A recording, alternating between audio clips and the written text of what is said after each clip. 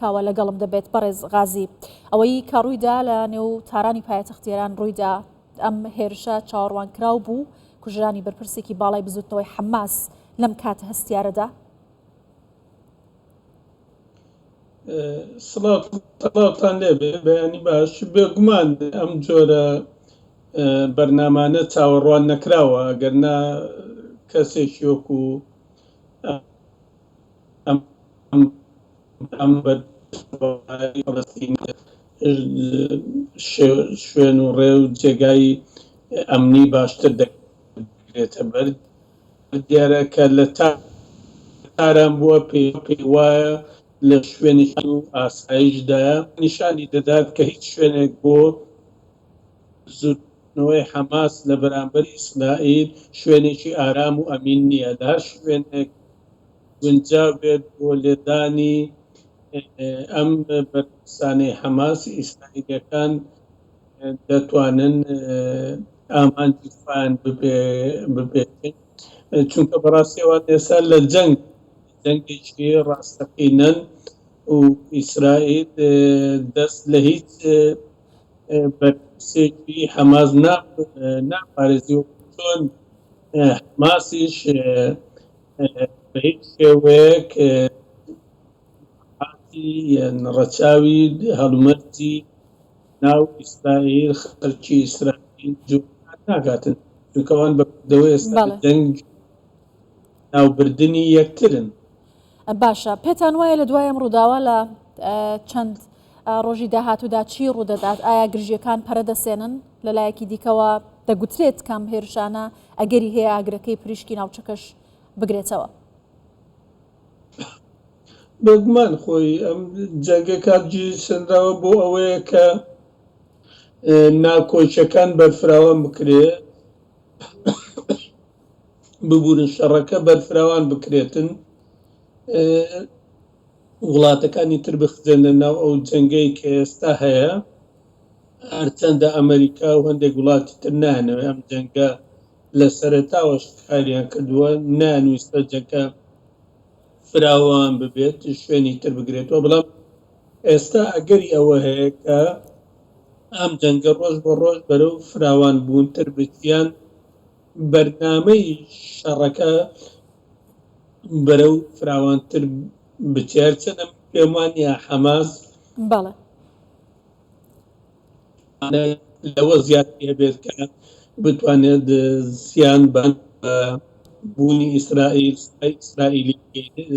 لە سەرەتای شەڕەکەوە چۆتە دۆخی بەرگریش لە هەندێک حالت دۆخێکی زیان بەخشە، دۆخی مردنە. باشە بەڕێز غازی سەرنجەوەیە کە بزوتنەوەی حەماس دەڵێت کە ئەو هێرشە لە شاری بابلی عێراقەوە ئەنجام درراوە، لەلایەکی دیکەوە گروپەکانی بەرەی مقاومە داوای کۆبوونەوەیەکی بپەلەوە هەروەها حاڵەتێکی لە ناکاو دەکەن. ئەم هێرشە بۆچی لە بابلی عێراقەوە ئەنجام درراوە؟ جا پرسیارە گرنگەکە لەمەیە عێراق و ئەو گروپانەی کە سەر بە ئێرانن لە چوارچێوەی استراتیژی فراوانخوازی ئێرانن، بەتابەتی ناوچەکانی خواروی عێراق وەکو بابل و نەجەف و کەرم بەلاو شوێنەکانی تر لەژێر کۆنتڕۆلی بەکردەوەی گروپە چەکدارەکانی نزیک بە ئێران سەر بە ئێرانە.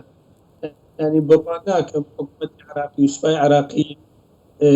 توانای کۆنتڕۆلیان هەبی.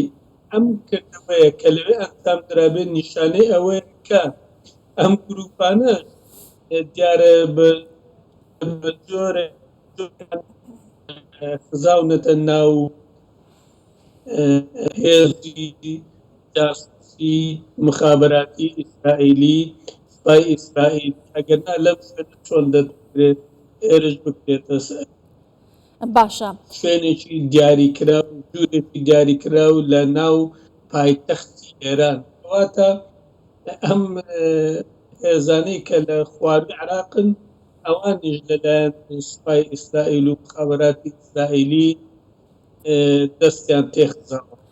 باشە پێتان وایە لە دوای ئەو هێرشەی کە ئیسرائیل بۆ لوبنان بۆ چەند سەرکردێکی باڵای حیزبوڵای لوبنانی ئەنجامی داوە هاوکات کوژرانی ئیسماعیل حەنیە لە تارانی پایتەختی ئێران، ئەوەی کە مەترسیدارە ڕووبدات چییە؟ ئایا ئەم گروپانە جارێکی دیکە دەچنە نێو بەرەی شەڕێکی گەورەتر لە ناوچەکەدا یا هەر بەوە دەوەستن و بە شێوازێکی دیکە مامەڵە لەگەڵ پرسەکە دەکرێت؟ ئەوەی دەیبینی کردەوە هەموو ڕۆژێک سوپای ڕۆژ بە ڕۆژ زیاتر بە پرسانی حزب الله بەپرسان چەند لەناو دەباتن ئەوان بە قسە ڕەشەی گەورە گەورە دەکەن بەڵام لە کردەوەدا ئەوە ناکەن کە بە قسە دەیکەن ینی قسە و کردەوەیان وەکو یەک نییە لە ڕاستی لە ڕووی ڕاگەاندنەوە هەر ڕەشەی زۆر گەورە دەکەن بەڵام بەکردەوە